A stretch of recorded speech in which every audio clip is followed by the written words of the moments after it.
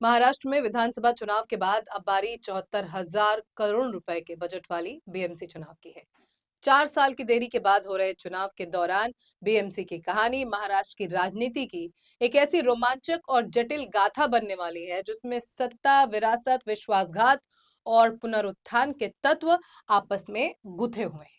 BMC चुनाव का राजनीतिक दांव इतना ऊंचा है कि ये न केवल मुंबई की सत्ता तय करेगा बल्कि महाराष्ट्र और राष्ट्रीय स्तर पर राजनीतिक समीकरणों को बदल सकता है।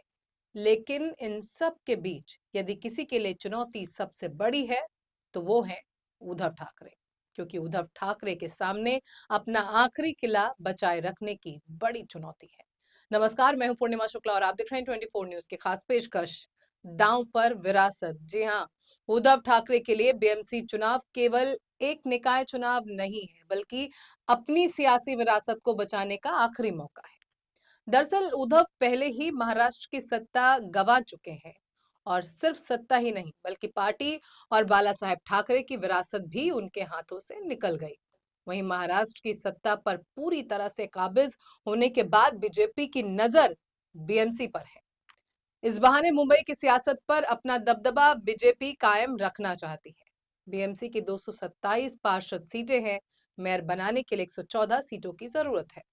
उद्धव ठाकरे के साथ रहते हुए बीजेपी मुंबई की सियासत पर अपना वर्चस्व कायम नहीं कर सकी, लेकिन अब एकनाथ शिंदे के सहारे फतह करने का प्लान बना है।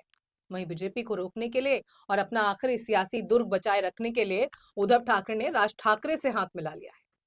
करीब एक दशक की राजनीतिक दूरी को पाटते हुए शिवसेना यूबीटी प्रमुख उद्धव ठाकरे और एमएनएस प्रमुख राज ठाकरे एक साथ आने की तैयारी पूरी कर चुके हैं। दोनों दलों के नेताओं के बीच चल रही सीट शेयरिंग पर बातचीत के बीच ये लगभग तय माना जा रहा है कि आगामी बीएमसी चुनाव में ठाकरे बंधु संयुक्त मोर्चा संभालेंगे। सूत्रों के मुताबिक इस गठबंधन की रणनीति का केंद्र मराठी मुस्लिम समीकरण होगा। इसके तहत मुंबई की कुल 227 सीटों में से 72 मराठी बहुल और 41 मुस्लिम प्रभाव वाले वार्डों पर विशेष फोकस किया जाएगा। माना जा रहा है कि यही सामाजिक समीकरण के चलते 2024 के लोकसभा चुनाव में उद्धव ठाकरे की शिवसेना को गोवंडी, मानखुर्द, बायकुला और माहिम जैसे इलाकों में काफी फायदा पहुंचा था। सीट शेयरिंग के प्रारंभिक फॉर्मूले के तहत शिवसेना यूबीटी 140 से 150 सीटों पर जबकि मन से 60 से 70 सीटों पर चुनाव लड़ सकती है।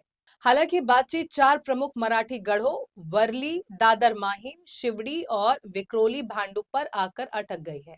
दरअसल मनसे इलाकों में चुनाव लड़ने पर अड़ी है, जबकि ये क्षेत्र फिलहाल उद्धव ठाकरे की पार्टी के विधायकों के प्रभाव वाले माने जाते हैं और प्रारंभिक तौर पर मराठी मानुस की राजनीति का केंद्र भी इसे ही माना जाता है। वहीं जहां एक और उद्धव ठाकरे अल्पसंख्यक वोट बैंक को साधे रखने की रणनीति पर काम कर रहे हैं, वहीं दूसरी ओर राज ठाकरे के जिम्मे मराठी मतदाताओं को जोश दिलाने की भूमिका होगी। पार्टी सूत्रों के मुताबिक राज ठाकरे मुंबई में जोरदार और आक्रामक भाषणों के जरिए मराठी अस्मिता को फिर से केंद्र में लाने की कोशिश करेंगे। जानकारी के मुताबिक ठाकरे बंधु अपनी एकता का सार्वजनिक प्रदर्शन करने के लिए मुंबई में 3 संयुक्त रैलियां भी कर सकते हैं। इन रैलियों के जरिए ये संदेश देने की कोशिश होगी कि बीएमसी चुनाव में मुकाबला सीधा ठाकरे बनाम महायुति का है। सूत्रों का कहना है कि उद्धव और राज ठाकरे आमने सामने बैठकर सीटों को लेकर चल रहे विवाद को सुलझाने की कोशिश करेंगे। इस बैठक के बाद गठबंधन की औपचारिक घोषणा और बीएमसी चुनाव के लिए साझा रणनीति सामने आने की पूरी संभावना है। वहीं देखना यह भी होगा कि बीएमसी चुनाव में ठाकरे ब्रदर्स कैसे फडणवीस शिंदे की जोड़ी से पार पा पाते हैं। आपको बता दें कि बीएमसी की सत्ता 3.5 दशक से उद्धव ठाकरे की शिवसेना के हाथों में ही है। भले ही महाराष्ट्र की सत्ता बदलती रही, लेकिन मुंबई की राजनीति पर उद्धव का कब्जा बरकरार रहा। 1996 से लेकर 2022 तक शिवसेना यूबीटी का मेयर चुना जाता रहा है, जिसकी वजह यह रही कि शिवसेना की सियासत मुंबई से शुरू हुई और सियासी आधार भी यहीं पर है। जब 2022 में एकनाथ शिंदे ने उद्धव ठाकरे के खिलाफ बगावत कर बीजेपी के साथ गए तो मुंबई से बाहर के नेताओं का साथ मिला, लेकिन मुंबई के नेता और ज्यादातर विधायक उद्धव ठाकरे के साथ ही खड़े रहे। यानी मुंबई की सियासत पर उद्धव की पकड़ बनी रही। लेकिन 2024 के विधानसभा चुनाव में शिवसेना यूबीटी को झटका लगा। पार्टी महज कुछ सीटों पर सिमट कर रह गई। लिहाजा अब मुंबई की सियासत में उद्धव अपनी पकड़ बनाए रखना चाहेंगे, क्योंकि यदि वो जीते तो असली शिवसेना का दावा मजबूत होगा, पर हारे तो पार्टी का अंत निकट लगेगा। वहीं शिवसेना यूबीटी को बीएमसी की सत्ता से हटाकर ही असली चोट देने के फिराक में बीजेपी है। यानी उद्धव ठाकरे के लिए बीएमसी चुनाव जीतना केवल एक नगर निकाय चुनाव नहीं है, बल्कि उनके लिए राजनीतिक अस्तित्व और विरासत की सबसे बड़ी लड़ाई है। करीब 3 दशकों तक बीएमसी पर अविभाजित शिवसेना का कब्जा रहा है, लेकिन 2022 के विभाजन के बाद स्थितियां पूरी तरह बदल चुकी हैं। एकनाथ शिंदे की बगावत और चुनाव आयोग द्वारा उन्हें असली शिवसेना और धनुष बाण का प्रतीक दिए जाने के बाद उद्धव ठाकरे के लिए यह साबित करना जरूरी है कि जनता का समर्थन अभी भी ठाकरे परिवार के साथ ही है। वहीं बीएमसी का चुनाव जीतकर ये उद्धव ठाकरे संदेश देना चाहेंगे कि मुंबई का शिव सैनिक अभी भी मातोश्री के प्रति पूरी तरह वफादार है। वहीं महाराष्ट्र की सत्ता से बाहर होने के बाद बीएमसी ही उद्धव ठाकरे के लिए आर्थिक पावर हाउस है। बीएमसी का बजट भारत के कई छोटे राज्यों के कुल बजट से भी अधिक है। बीएमसी का अनुमानित बजट लगभग 74,427 करोड़ रुपए से अधिक है।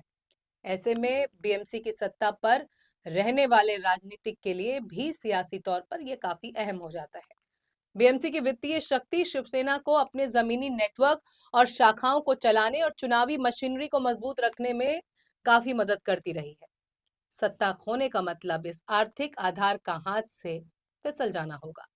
ऐसे में बीएमसी की सत्ता में रहने के चलते उद्धव को अपनी पार्टी में नई ऊर्जा बनाए हुए हैं। उसे अगर बाहर हो जाएंगे तो मुश्किल होगी।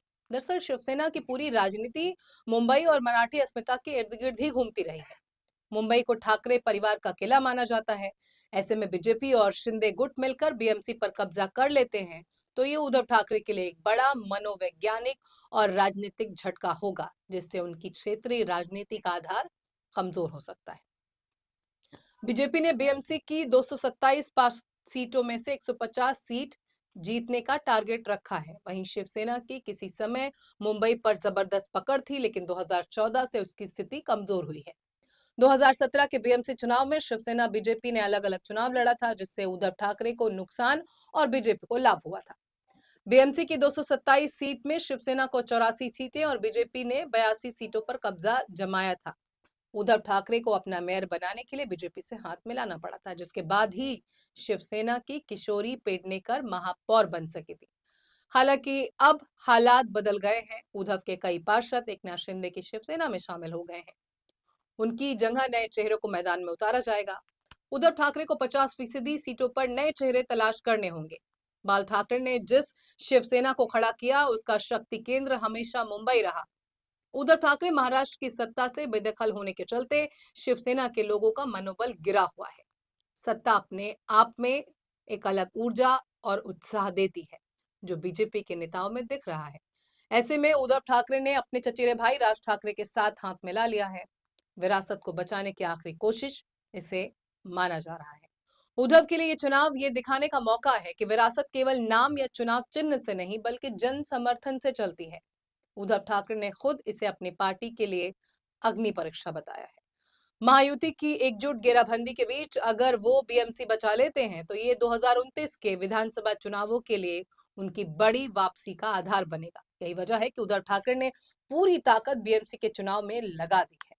फिलहाल इस पेशकश में इतना ही। खबरें इन 24 न्यूज पर लगातार जारी हैं। आप बने रहिए हमारे साथ, देखते रहिए 24 न्यूज। नमस्कार।